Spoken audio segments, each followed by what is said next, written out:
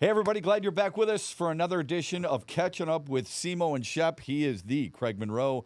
I'm Matt Shepard. We're excited to have you on board as we talk a lot of different things, including baseball, the 4th of July traditions, and our favorite comedy movies. It's coming up next on Catching Up with CMO and Shep.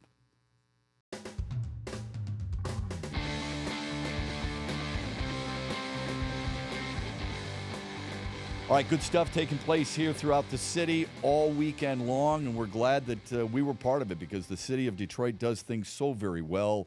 We'll dive into that a little bit later on. How was your weekend, my friend? Well, I had a nice weekend. Actually, I had a great weekend. But Yeah, there is a but. You knew there was a but coming, right? There is a but. So this weekend, Shep, I helped my buddy move. Okay, that's a big step, man. I mean, how well do you know him? And is I a know good him friend? extremely well. Since I moved here, when I moved here 4 years ago, his kid plays on the same basketball team as my kids, and we became very close. Now, with that being said, my wife and I we get over there about 10 a.m. in the morning. Okay. I didn't get home till 8 p.m. That's a long move. Man, I walked into this house, and God knows I love him. Okay. But they just wasn't prepared. You got to turn the keys in on Monday. That's today. Okay. There was nothing in boxes. It was just what? It was the craziest thing I've ever seen. First of all, is he single? No, he's married. Wow. But they both work. Okay, I get it. 10 hours a day. You're planning. You're moving. Okay. So he's moving from a house to another house? No, or from an an apartment to another apartment. Oh, okay. So how much stuff can there be? Oh, there was a ton of stuff.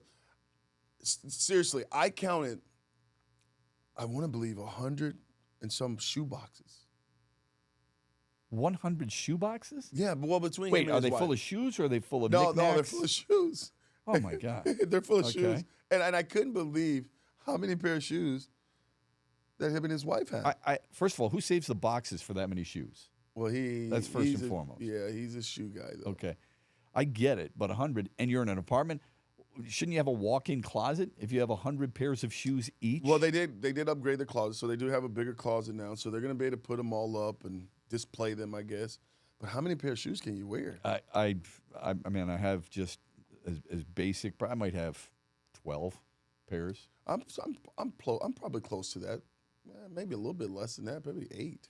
So you move this guy. I'm hurting today, and his Shep, I ain't gonna family. lie to you. Oh, I'm I hurting. bet. I'm hurting. Yeah. I mean, that was more work than I've done in a long time. So you didn't just move him. You had to help him pack. All of it.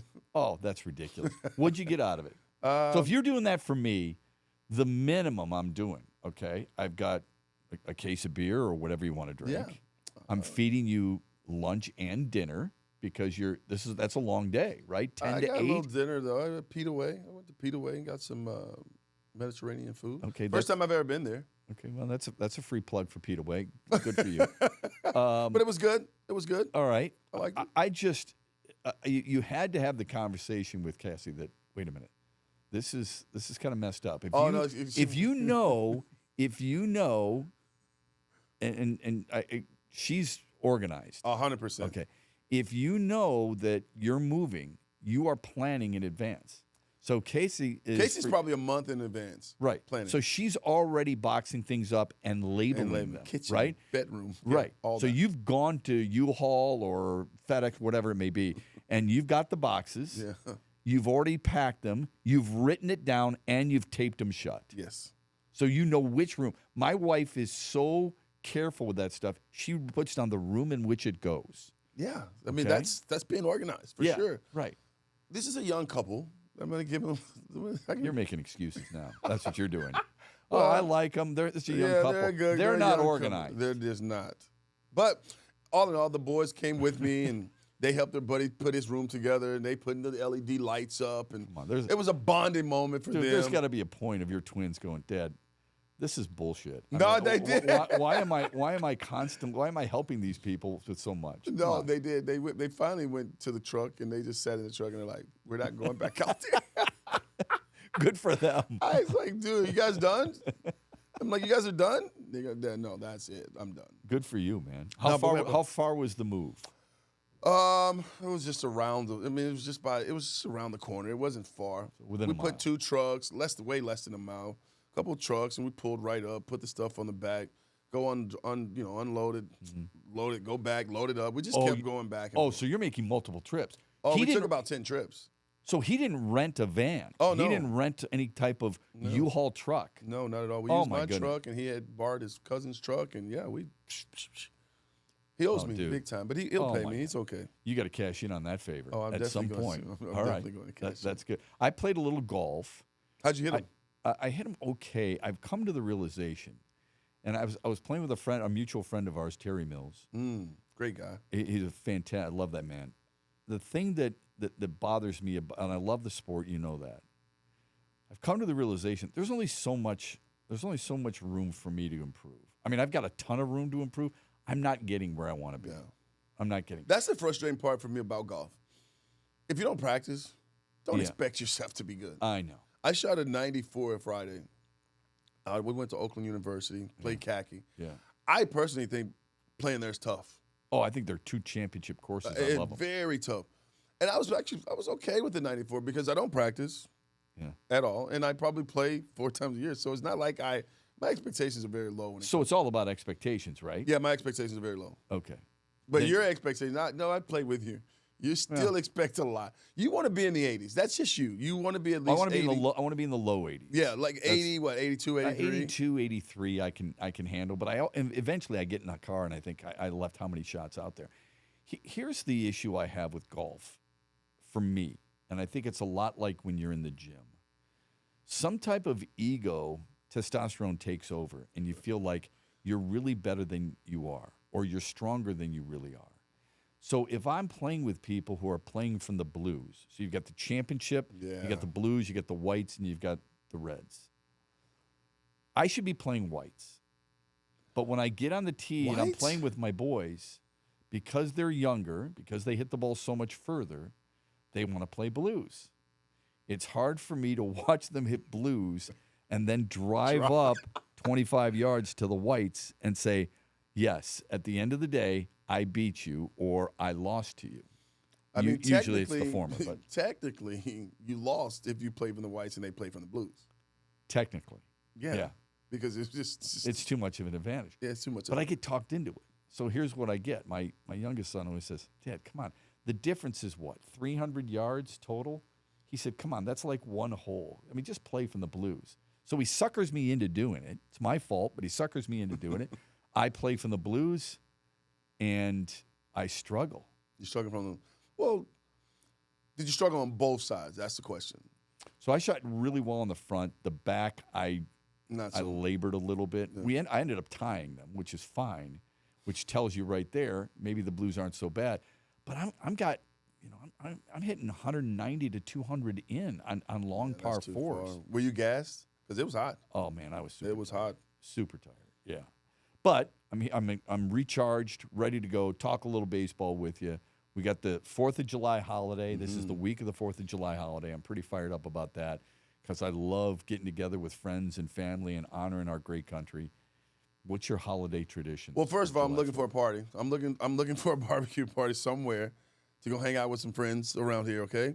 Well, since I just helped a friend move, but I get it. Yeah, but okay, he should have you over. Like a barbecue or something. But no, back at home, and that's what we would do. I mean, we would all get together, and I got a big family, and we'd barbecue. We'd meet up at somebody's house. It might be my Aunt Lily's, my Uncle Milton's, but we're all getting together. There's no question. We're all getting together, and it is a party. Are you do you do the barbecuing? Are you that good on the grill? Absolutely not. Oh, you're not. But I am working on it. Casey's doing it? No. Casey's making the sides. She's a big sides. So who does the barbecue then? Well, my uncle will try. Okay.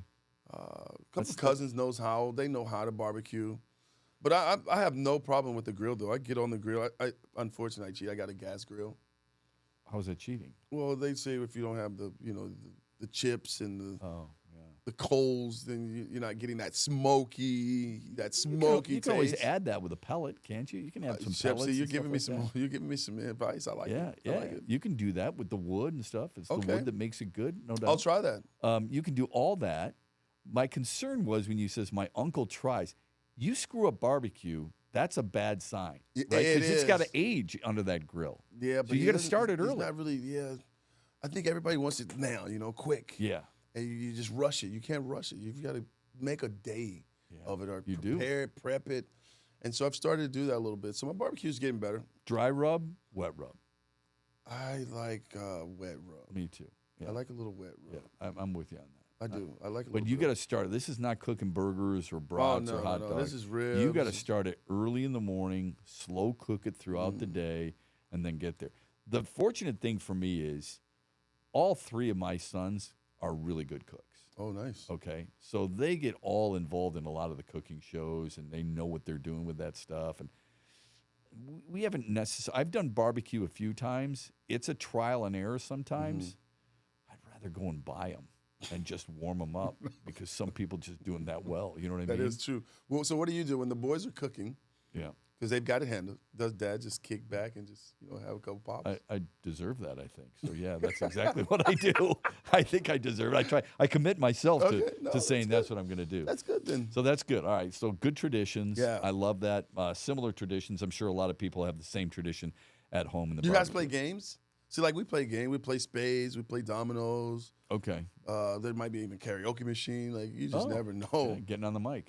I like getting on the mic. Yeah. I can't sing. We don't do that.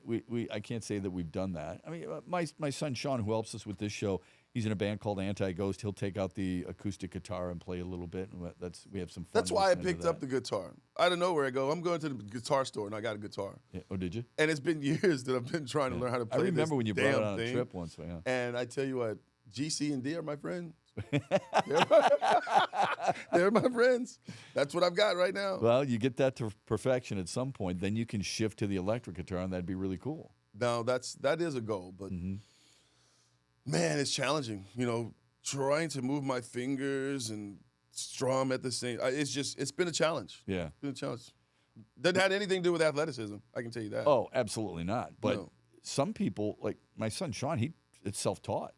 So you're teaching yourself. He doesn't read music. Can you read music? Videos. No, I cannot read music. Okay. I really got it because you want to be around the campfire, and I just want to play 10, 12 good songs and sing along where everybody can just have a good time. Have you written any songs? No. Could you write a song? I don't like to doubt myself. Yes, I believe I could. Okay. So maybe think of maybe a couple of bridges or so, and then come back to us with that. Can you do that? Over my head, bridges. What do you think of the new decor? I love it. I love it. I love the photos, by the way. Okay. You and I have collected a lot of photos over the years. Yeah. So let's go through them real quick in case people can't see exactly. We got Reggie Jackson, you and I in Houston. You were like a little kid too that day. Yeah, I did not like Reggie Jackson as a player. No. Because he played A for the Yankees. They won a lot. I thought he was a bit of a hot dog, but he was a clutch hot dog. So you and I getting the chance to meet him and talk about some of those days was pretty cool. I was kind of like timid. Like I was like, Shep, do I go? Do we go now? I don't know. But then he was awesome. He was inviting. Yeah, he was really cool. The reason he's in a Houston uniform, in case people wonder, is because he was special assistant when CMO and I were there at Minute Maid Park.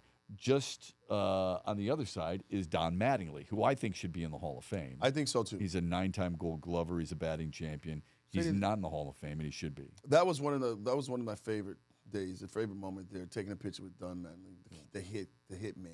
Yeah. I mean, that swing, how he used to. I mean, just to get through the baseball, hit it to all fields. He's a pure hitter. Yeah. He was pure. Captain of the Yankees, and that's when he was an assistant. I think he was the bench coach for Toronto. For Toronto at the time, for yes. John Gibbons there in Toronto.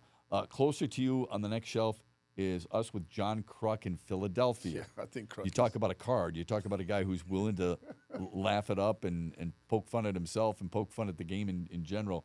That was him. He looks nervous there, but he wasn't nervous with No, us. not at all. He's one of my faves. Like the guy that just light. It's just his aura is like he loves it. He jokes. He has a good time. He's funny. He's funny as hell, actually. That was the same weekend that you and I were there, and Dave Dombrowski came into the booth, and we talked with Dave Dombrowski for about 20 minutes. Wasn't that special? That was special. That was a lot of fun. Because I hadn't had it.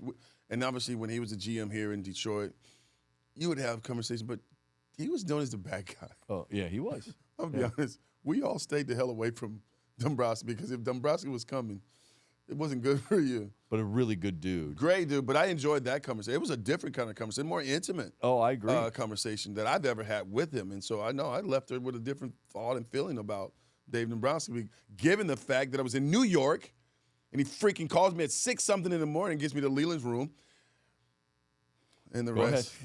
Okay, let me relax a little bit. Okay, so no, here's what happened. I get a call at 6-something in the morning. Meet me, Dombrowski. Meet me down in Leland's hotel room. Okay. I'm surprised you answered because usually that's way too early. You're for a morning guy, That's or way not too a early morning for guy. me. Yeah. And of course, you go in, you get the handshakes, and I can see Leland. He's got a little, you can tell he's a little emotional. He's really an emotional guy, And basically, here's the conversation. It goes, well, we think Cam Maven is ready, and so Craig, we're going to designate you for assignment. I go, huh? Just come off one of the best years I've ever had. What are you talking about? And it was brief. Mm-hmm. Shake your hands. Thank you for everything that you've done. But yeah, we're going to try to trade you, but we've got 72 hours and yada yada yada. It's a very direct conversation. It's a direct, yeah. And it's just quick like and cut it off. Yeah. It's so heartbreaking when they call you in that office and they let you go. So, but that happens. So, my thought for Dave Dombrowski, I'm thinking, what I was thinking. Yeah. And I'm just like, I don't want to talk to him. But when he came in, it was different. It was like I was like, he was just doing his job. Tough decisions, man. They have to make tough decisions. So I'm not mad at Dombrowski at all. I actually appreciate everything that he's done and giving me the opportunity. And so I felt better after that intimate conversation with him. Yeah. Other than the last conversation I had with him that didn't go so well. Yeah, pretty genuine guy who's won a World Series in Florida and Boston as well. And he's got Philadelphia playing well. That's a really good baseball team. And they've been staying atop the East and actually surpassed the Mets without Bryce Harper, who's going to come back sometime soon. The funny thing about John Kruk, folks, is when Simo and I were looking for him, oftentimes when we would go into baseball cities and ballparks, especially for Game 1, we would look for the opposing TV and radio play-by-play and color analysts just to talk to them about their team. We've done our research, but wanted to talk to them, see if they've got any stories. From them. Yeah, different. They see it every day. Because they would do that for us too, and we would constantly feed them with information what our observations have been. We go into a back room where John Kruk is. There's a couch. It's a crowded room. All right, so the radio play-by-play guy there, the TV play-by-play, and there's John Kruk laying down on a couch in pretty close to long john underwear. I mean, just not looking TV ready. How's that? Not at all. And just talking about whatever comes to mind. And we just had a fantastic conversation. It was a lot of fun. So that's where John Kruk. And then down here is us with Pudge Rodriguez, who was in our home booth promoting some of the things that he was selling, but more importantly, telling us some really good stories that you guys had together. Yeah, some really great stories. With my first home run, the first guy hit home plate, top of the stairs, man. We'll never forget it growing up in Texas, watching the Rangers. Yeah. Freaking idolizing Pudge Rodriguez, coming around the bases, get to home plate, hit it, going into the dugout emotionally, super excited. Freaking double high five me, the hardest double high five I've ever had, and it was fired up. He was fired up for me. Getting to play with him in Texas and then getting to play with him in Detroit. He works his ass off. Do you hear me? People think that he's catching 9 innings. Everybody's gone. He's going back to the field, running poles, foul pole to foul pole. I mean, every single day. I mean, this guy here worked. And that's one of the things that I took from him. You got to work, man, to be great. And he was great. He's great. Yeah, best catcher you've ever played with for sure. For sure, hands down the best. Is he the best catcher of all time? That's the big debate. I think we're going to have that debate, and I think we'll have that debate forever. Johnny Bench was incredible. Yeah, Carlton Fisk was damn good. Yeah, Yogi Berra was unbelievable. But I obviously because I play with him, I lean towards Pudge Rodriguez. I think we all lean toward the era in which we were at least fans, if not born, at least fans. You know what I mean? I can't say that that Bill Freehand is, although I think he's a borderline Hall of Famer. He's one of the best catchers in history that probably doesn't get talked nearly enough when you're an 11-time All-Star and I think a 5 or 6-time Gold Glover. He was so impactful. Lance Parrish, incredible. Yeah, I and love the big Will. He's going to be one of our guests later on when we do our live show at the Palladium here in Birmingham. But Pudge Rodriguez is viewed as elite with a very few other catchers of all time. I don't know if Roy Campanella's in that conversation, but you can put him in that. Yeah, but Ivan Rodriguez is definitely in there. You know what I loved about watching Pudge hit, and Shep, no lie, I'm in the dugout. They got the best view, right? Yeah. I'm dead serious. I felt like the ball would just stop for him, and then he would just whack it wherever he wanted to. That's how much timing and rhythm that he had. Where when he was going well, it was a thing of beauty. I mean, his rhythm. He had a little double tap, pick it up, and get back there.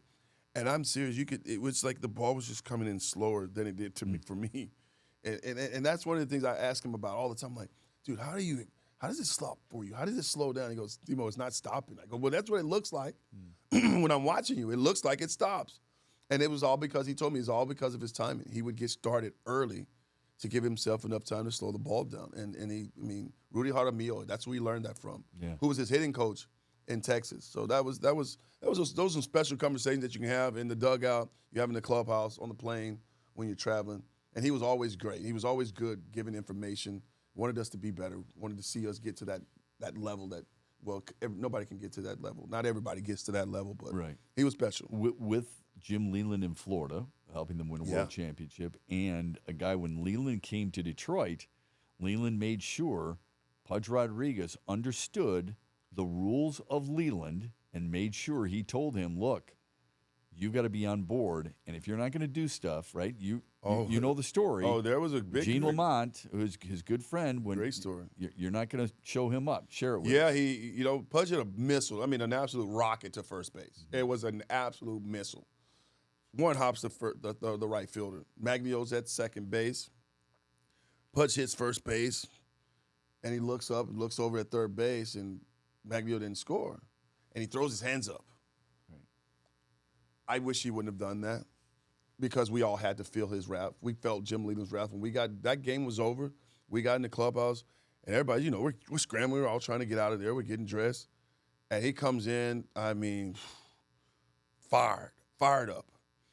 And he starts to yell, who do you think you are? Who do you think you are? I mean, you're going to show up my coach. It doesn't ever happen here. And he started getting close to Pudge's face, and he started, I thought he was going to bump him in his head. I thought he was going to headbutt him. He was getting so close to him. But you can hear a pin drop in that room for us young players watching Jim Leland go after a Hall of Fame player. He set the presence right away. This is how we're going to do things. We're going to play the game hard. We're going to play 9 full innings every single day, and we're going to respect each other, and you're not going to show up my coaches. And he made it clear. So once you heard that as a player, young player, you're saying, who the hell am I? If he'll do that to Pudge, this old man's not to be played with. Guys, we got to do things the right way. We've got to respect each other. We got to love each other. We got to play for each other. And that, for me, was why I felt like my team in 06 is why we won, why we played at such a high level. Baseball was fun, because even when we lost and guys would be moping or turn the music off, he'd come in there, what are you doing? Turn the music on. You guys, you got another game tomorrow. He would just make you feel different, make you feel like you're better. Was that early in the season that he did that? No, it was early. Yeah, it was early. Had to be, it was early in the season tone? Where he set the tone, and he just wasn't playing about how we were going to do things.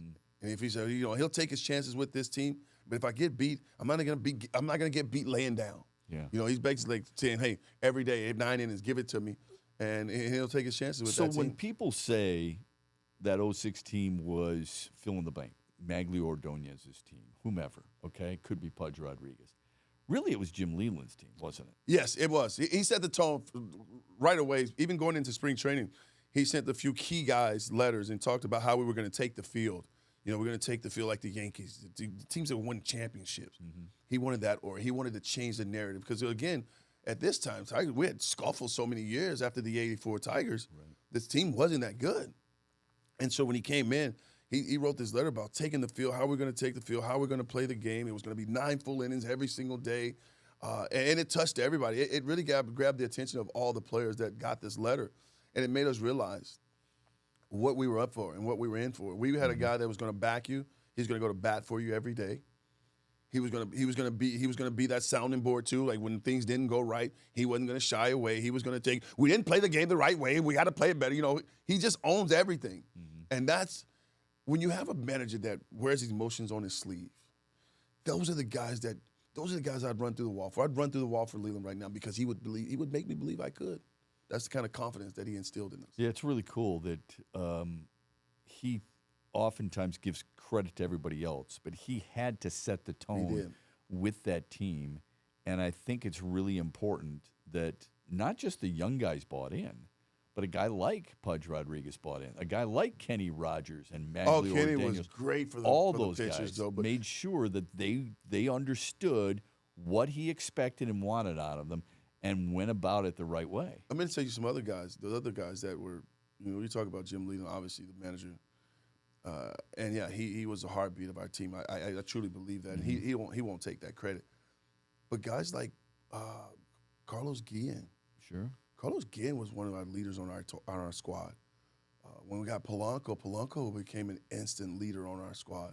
So you had guys that played the game the right way, expected his teammates to play the right way, and there was an incident with Carlos Guillen and I, where I didn't run the ball out or something. I struck out and the ball just got away from the catcher, and I ran, but I didn't, as if I was going to make it, Yeah.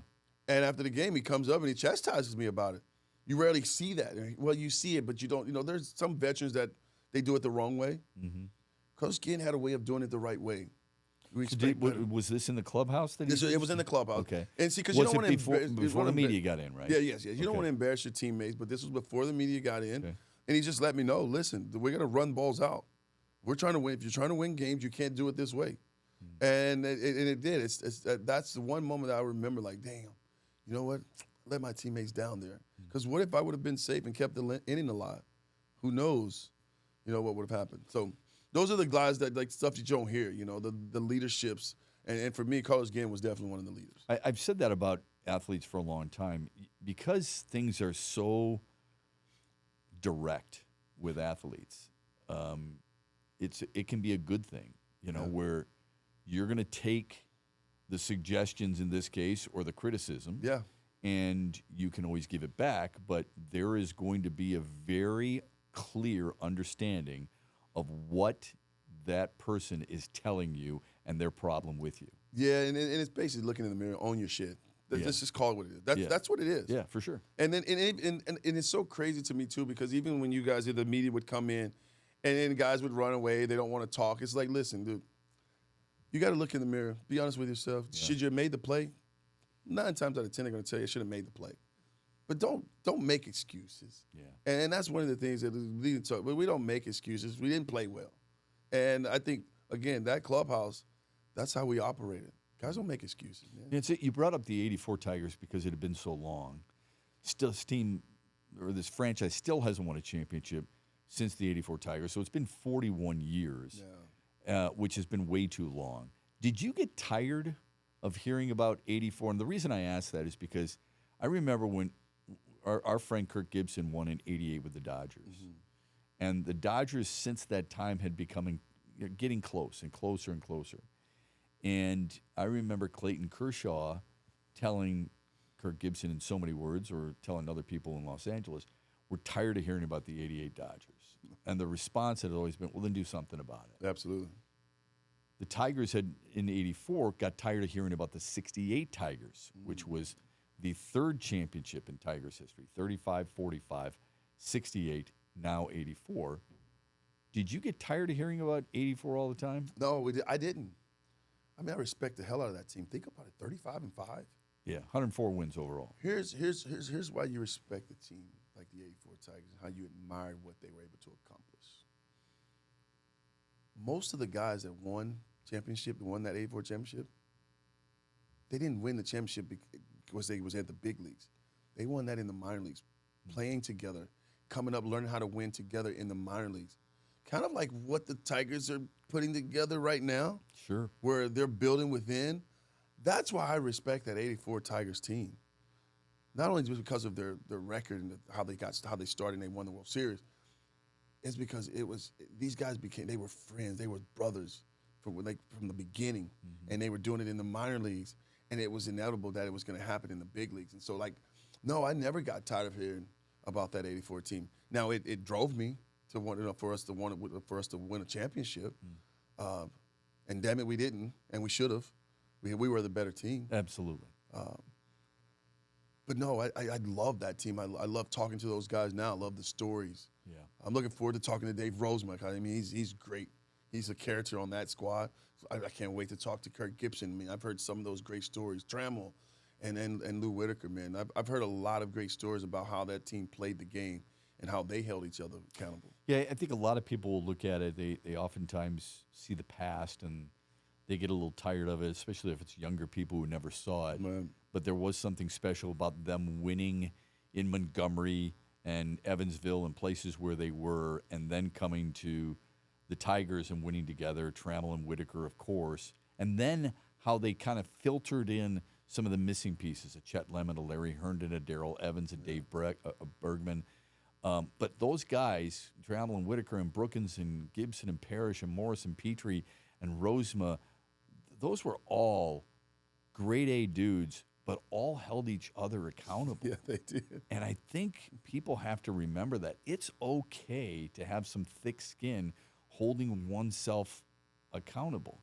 The same thing happened with the Pistons in the 80s, man. I mean, Bill Laimbeer and Isaiah Thomas made sure you come to this team, hey, Mark Aguirre, hey, Adrian Dantley, here's what's expected of you. Yeah. If you're not going to realize that or make sure you're part of us, then you don't belong here.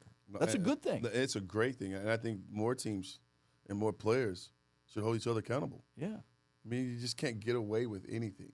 Yeah. So we bring up the Tigers. Tarik Skubal earlier in the week matched a career high with 13 strikeouts, and he did this on the national stage in a 3-0 shutout of Minnesota to give Detroit yet another series win. When he won that game, like I mentioned, a career-high 13 strikeouts in just 7 innings, 94 pitches, which made me at home just go, You were scratching your head, right? I to a certain extent, I get it, but on the other hand, it bothers the hell out of me. It really does. And I think a lot of fans are like that. But in the last 25 years, Tarik Skubal was just the third Tigers pitcher to go 4-0 or better in the month of June. Verlander 2011, Scherzer 2013. Tells you something about it. Are we getting to the point where we should be talking about him as one of the greatest Tigers pitchers of all time? I personally think so. Now, I know, we talk about years. Everybody wants to say, you got to do it for more years. But as a player, when you're watching a guy, for an example, I'll go here, Verlander. Yeah. Being in left field and watching Justin Verlander, as he continued to develop and grow and get better, become who he is to this day, one of the greatest pitchers, I believe, of all time. I thought something special every day was going to happen. Every time he took the bump, something special could happen. Something historical could happen.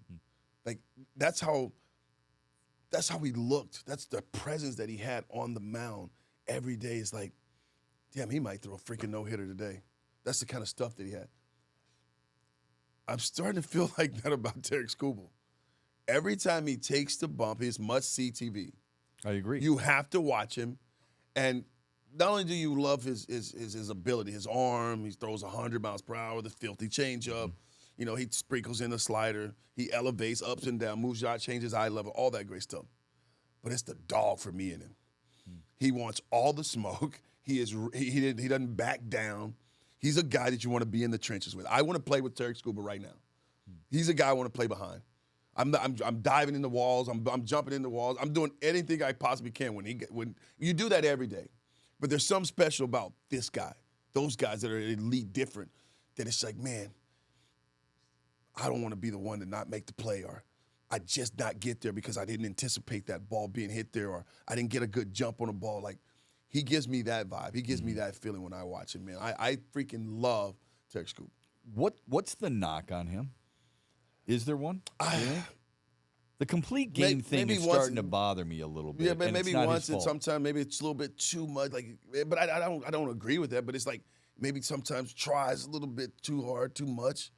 And sometimes when you try too hard, sometimes it you end up getting the worst result. Like it doesn't go well. Yeah.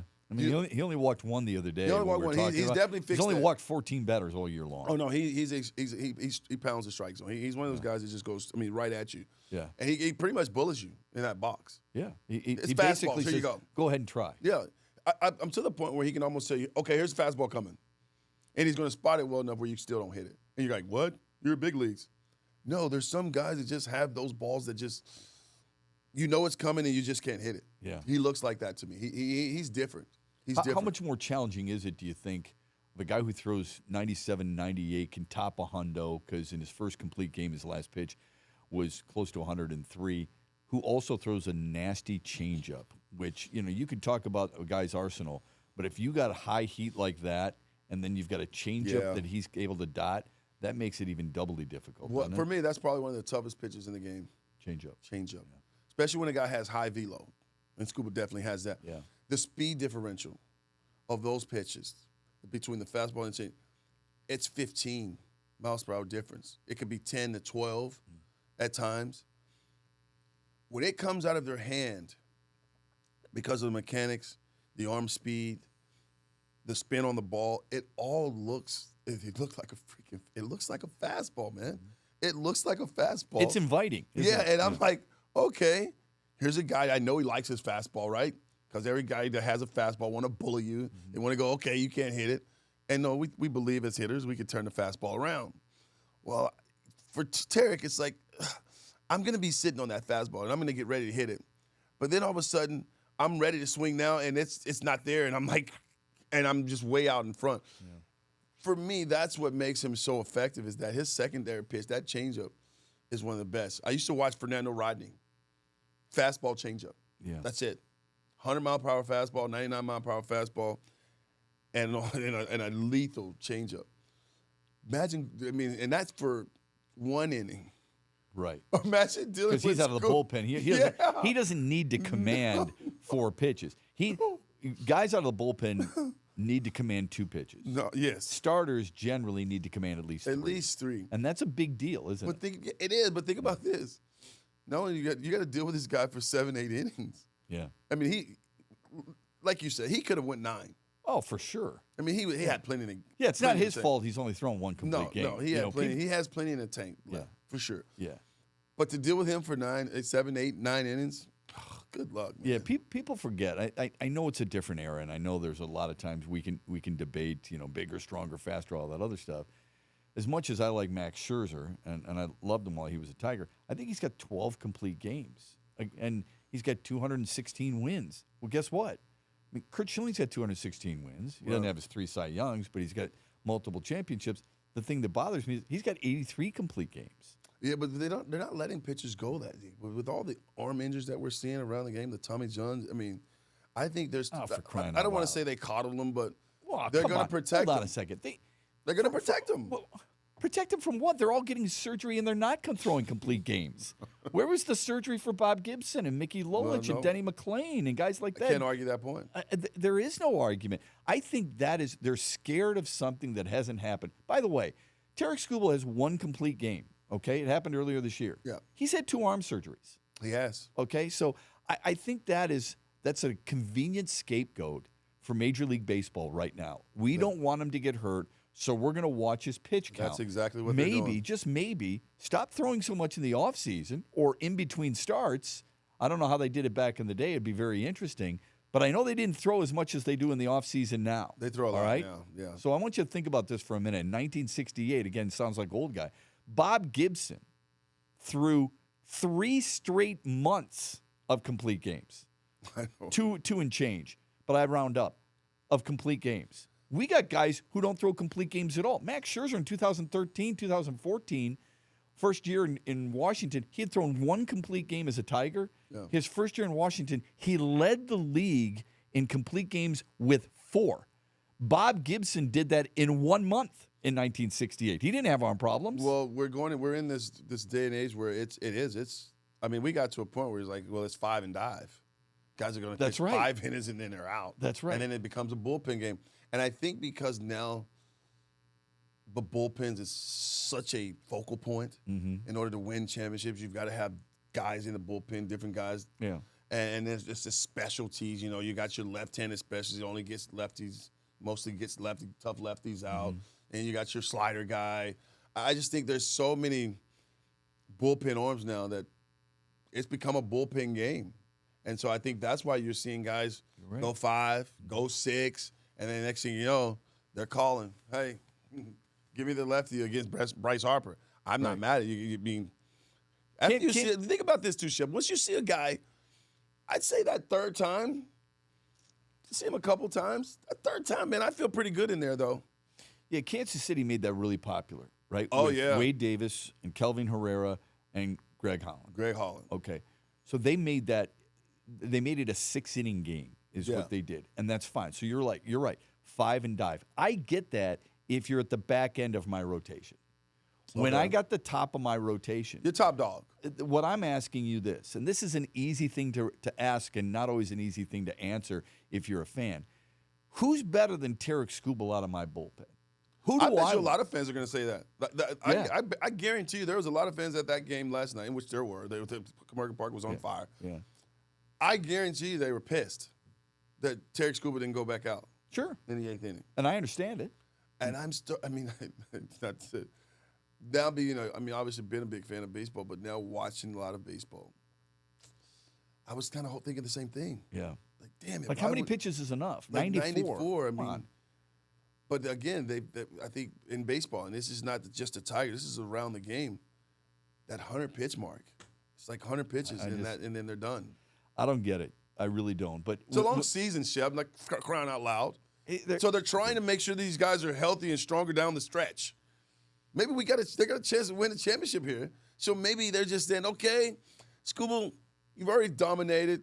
Come on, take a seat. We're going to save some of those innings, some of those because you know this, in playoffs is meaningful innings. They're going to be, they're stressful, high stress in every pitch. So maybe that's the mindset. Maybe that's the thinking. Let's just this game's pretty much in the bag. You can't say in the bag because you got to play 27 out.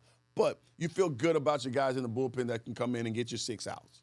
Okay? I get it. I really do. And I think that's what the mindset is. I just don't like it. And then my request is always how many pitches is enough, sure. Right? I mean, you're almost you're a baseball player. You're one of those guys, dude. You really are. I want horses. You'll be irritating to sit and watch a game with. Sure. What is he not playing? Why is he not in there? I want horses. You do. I'm sorry. I want guys who play every day. I want every position players, right? And I want my starting pitchers to go deep into games, and I think it helps you. I do. I think it really saves helps the bullpen for sure when you have a guy that can go deep and consistently go deep. And Tarik's that guy, but look, I'm not. The game's not going to let him do it. I agree. I'm not asking you to have a guy go deep when he's got 7 strikeouts, 6 walks, and he's scattered 6 hits. Right. We're talking about a guy who had 13 strikeouts, struck out 8 of the first 9 batters, including 7 in a row, and had Minnesota sucking their thumb in the dugout, wanting to go home as quickly as possible. That's what I'm referring to. Okay, don't tell me that. Well, the third time through, I'd rather face Tarik Skubal than Will Vest. Bullshit. You wouldn't. No, I wouldn't. Okay, I'd rather face. I think most people would rather take the bullpen, and that's no offense to Will Vest. No, he's really been great effective. this year too. He's been pretty solid he's been really good. But it's not Tarik Skubal. If you look at Tigers' pitching lore, Hal Newhouser won 2 MVPs. Mm-hmm. Mickey Lolich did something no man has ever done in World Series history in 1968. Denny McClain has done something no man has done since at 31 wins. Justin Verlander, you played with and said, I literally think he could throw a no-hitter every season. And Max Scherzer. I'm not asking you to say he's better than them. He's in that realm. That's pretty damn good. Yeah, he's headed in that direction. There's no question about that. I mean, again, when he's pitching, I look and Skubal, I'm watching. Because you just never know what's going to happen. History can be made. I would tell you this. At $10 million, and this might cause a lot of people to choke on the popcorn here to imagine. At $10 million, he's a hell of a deal. Yes, he is. He's going to get paid, though, here soon. Well, he's going to get paid a lot. He's worth 4 times that. Yeah. In baseball standards. In baseball standards. Okay. And that's where he's headed. If Justin Verlander and Max Scherzer could command $40 million for a season, and I think it was 43. Yeah, later in their career, too. If I'm Tarik Skubal's agent, and I'm not, but if I were, knock, knock, knock, here's the going rate. So that brings up a question then. Because you know he has Scott Boras as his agent, right? Absolutely. Okay. Yeah. So you know it's going to be challenging for the Tigers. For sure. For sure. For sure. Does he sign back? Does he stay here? Because he loves it here. Do you think? But just your opinion. Yeah. Do you think he stays? There's a lot of guys who have loved it here. That is true. Okay. If you love it here, show me you love it here. That's No. You can't do that. And you can't. Right. I was just going to say. Because the players still say they're not going to allow you to do that. Well, they allowed Jose Ramirez to do it. No, Cleveland. they did not like that. I didn't say they liked it. I said they allowed it. Well, you're right. They're just saying that you're ruining it for the guys coming behind you. That's correct. Yeah. And so Jose Ramirez, you want to talk about a deal? Yeah, unbelievable. That's deal. Like $17 million, and it rises a little bit more for Cleveland. And then, of course, fans will ask, how much is enough? If I'm Tarik Skubal, and everybody knows baseball, you have a window, right? You have a window. He's going to be 29/30 because you have control of 6 years. 6 years, yep. Right? Arbitration eligible included in there. Won the arbitration, got $10 million last year. He'll get much more than that this coming year because looks like he'll win another Cy Young. The wins above replacement are really impressive too. The question is, how much would get it done now? Or will Scott Boras take him to the limit, not an Eagles song, and I just mean take him to the limit. Will he take him to the limit and say, now you're going to have to pony up? I think he takes him to the limit. And if you go, you like watch it, look at his track record. He takes his guys to the limit. Yes. He forces the teams to cowboy up or pony up. And it's not going to be any different when it comes time for Tarik Skubal. I don't think it's a question of whether or not Skubal would want to be here. He would want to be here. The question is whether or not the Tigers can afford to make sure he is here. Or would you use that type of contract, which this is a dissenting opinion. Not many people are going to agree with me.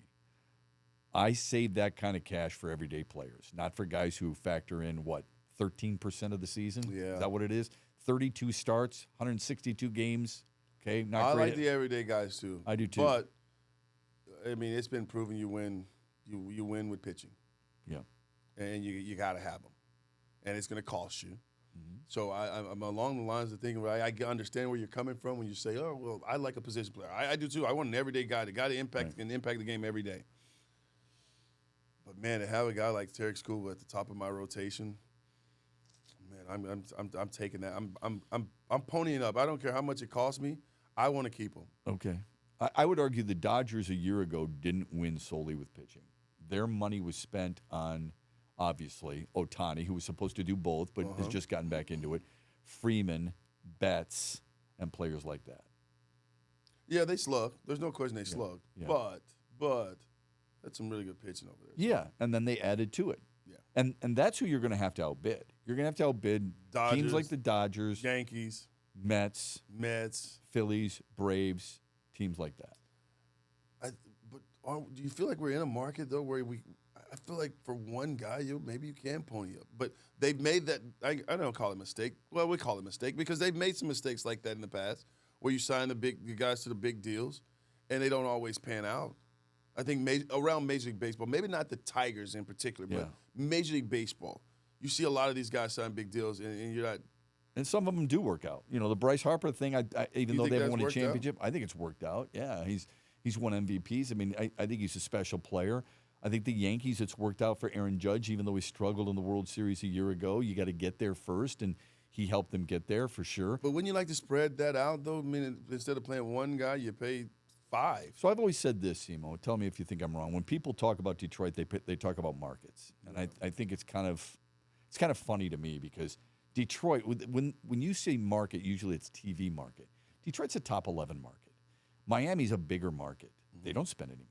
They don't spend any money. So it's about how many fannies are in the seats, and this year they'll have over 2 million. All right, can you afford it? The bigger problem for markets like Detroit, and it's bigger than Kansas City, it's bigger than Pittsburgh. Don't give me that stuff. Is you can't afford to miss. Yes. If you miss, it's hard for you to recover. Teams like New York, San Francisco, Los Angeles, Chicago, if they miss, it doesn't send them reeling. No, not at all. You miss with Javier Baez, what does it do to you? It puts you back. It puts you back. So I'm not saying you would miss with Tarik Skubal. If you're going to take that money, package it up, get a couple of other guys who are going to help you right away, that's one thing. We'd have to see how they would handle it. But how do you replace a guy like Tarik Skubal? Because they don't necessarily have that in the system right now either. You don't. You don't. It's like, how do you replace Verlander? You don't. Yeah. How do you replace Max Scherzer? I mean, do you? I mean, these guys are so elite that you just don't replace them. You hope some guys that coming along in the minor leagues, can be half of what they are. Sure. But you're not going to get those guys, so you don't want to lose a guy like that. And then he becomes a fan favorite. Mm-hmm. Like, that's what's heartbreaking for me if I'm as a fan. It's like you fall in love with your guys. And next thing you know, you can't afford to keep them because they've outplayed their contracts, and then they're moving on. And it's just like a little piece of you dies, a little piece of you leaves with them when they go. Yeah, look, we've seen greats in this town and every town. Okay, if certain guys can get traded and move on, if Joe Montana can move on from San Francisco to Kansas City, if Wayne Gretzky can leave Edmonton and go to Los Angeles, if Willie Mays doesn't retire as a Giant. We've seen some of the Giants. We thought that way with Verlander, didn't we? Yeah, and now there's an open question. When he goes into the Hall of Fame, will he be an Astro or will he be a Tiger? So I get it, okay? Because I remember when the Tigers, it hurt me so much when Lance Parrish left for Philadelphia. I was pissed off like you wouldn't believe, all right? But we've seen this happen in sports, and Tarik Skubal might be one of those guys. I don't know. But I don't remember.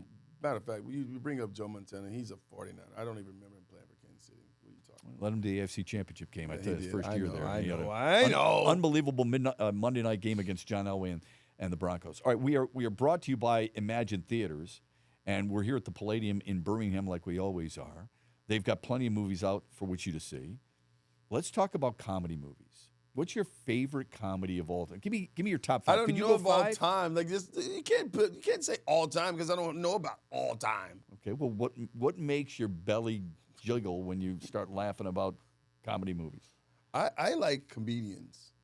Just you like comedians. You don't like comedy movies. I like comedy movies. A lot of them are funny, but I like guys like Bernie Mac. Yeah, the late Bernie Mac, one of the funniest Kevin Hart. guys. Kevin Hart is hilarious. Yeah.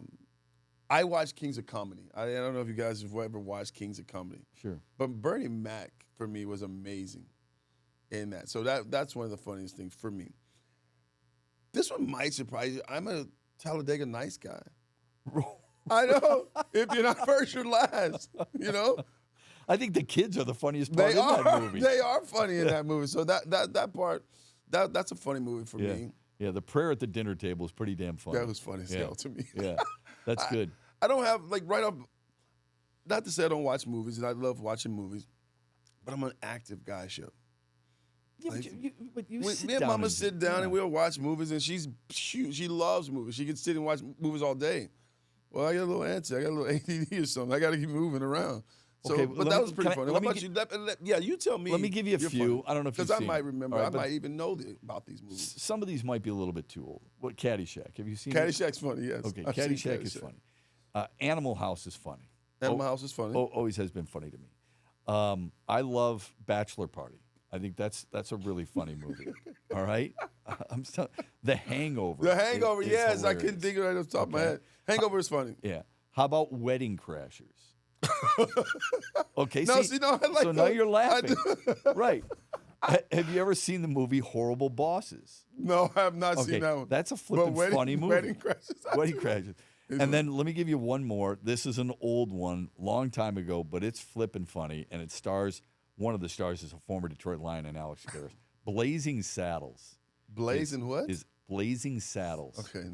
All right. Let me put this Okay, I'm telling you, it is not politically correct, but it is funny as hell. Blazing Saddles. Yeah, I want you to watch that. And you know what, folks? You can always interact with us, too, when you watch these episodes on YouTube or on Twitter or on Spotify. Follow us on all our social media channels. Give us some of yours. We'll repeat them back the following week. Maybe comment on them a little bit later on. Next week, Nate Robertson, a good friend of yours. Yeah. Gum Time. What's the goose? The Rally Goose. The Rally Goose. Yeah. To me, it got a little old. That's blasphemous for you. That drives you crazy. It really is. Gum Time is a real thing. Yeah. Nate Robinson started just firing in Big League Chew in his mouth, and all of a sudden the Tigers start rolling. So it's a thing. So I can't wait to catch up and kind of how it all came about for him and what made him even think about it. So we're going to dive into that next week. That'll be next week here on Catching Up with CMO and Shep. We hope you can join us. Our thanks to Imagine Theaters for hosting us as always. Our thanks to you for tuning in. Have a great week, everybody.